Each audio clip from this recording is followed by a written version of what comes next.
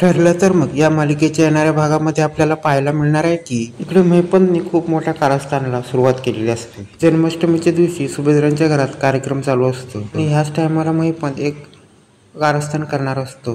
तेव्हा अर्जुन आणि सायली यांच्या रूममध्ये एका खेळण्यासकट एक चिठ्ठी पाठवतो। त्या चिठ्ठीमध्ये लिहिलं असतं की तुमच्या घरामध्ये आता एक बॉम्ब फुटणार आहे। त्यामुळे अर्जुनला नेहमीप्रमाणे कळतं की हे सगळं महिपतचंच काम असू शकतं। तेव्हा अर्जुन ठरवतो की एवढ्या मोठ्या घरामध्ये महिपतने बॉम्ब कुठे लपून ठेवला हे सगळं आता शोधायलाच पाहिजे। आणि त्याच टायमाला वेळ न घालवता अर्जुन बॉम्ब निवारण पथकाला बोलवतो।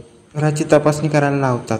खरं बघायला गेलो तो बॉम्ब हा अर्जुन आणि सायली यांच्या बेडरूम मध्ये लावलेला असतो। त्यानंतर इथे चेतन घरात आलेला असतो। अर्जुन आणि सायलीने त्याला सगळा घडलेला प्रकार सांगितलेला असतो। तेव्हा चेतन अर्जुनला विचारतो की सायली वहिनी कुठे आहेत। तेव्हा अर्जुन सांगायला लागतो की ती बेडरूम मध्ये आहे। तेव्हा चेतन सांगायला लागतो ही चिठ्ठी कोणी दिली। तेव्हा अर्जुन सांगायला लागतो घरामध्ये खेळणं ठेवलं होतं त्यामध्ये होती। तेव्हा चेतन बोलतो की त्याच्यामध्ये पण बॉम्ब असू शकतो, आपण ते चेक करायला पाहिजे। अर्जुन आणि चेतन हे दोघं पण त्या रूमकडे धाव घेतात आणि त्या टायमाला सायली त्या बॉम्बला टच करणार असते। चेतन तिला लांब खेचतो आणि त्याच टायमाला तो बॉम्ब फुटतो।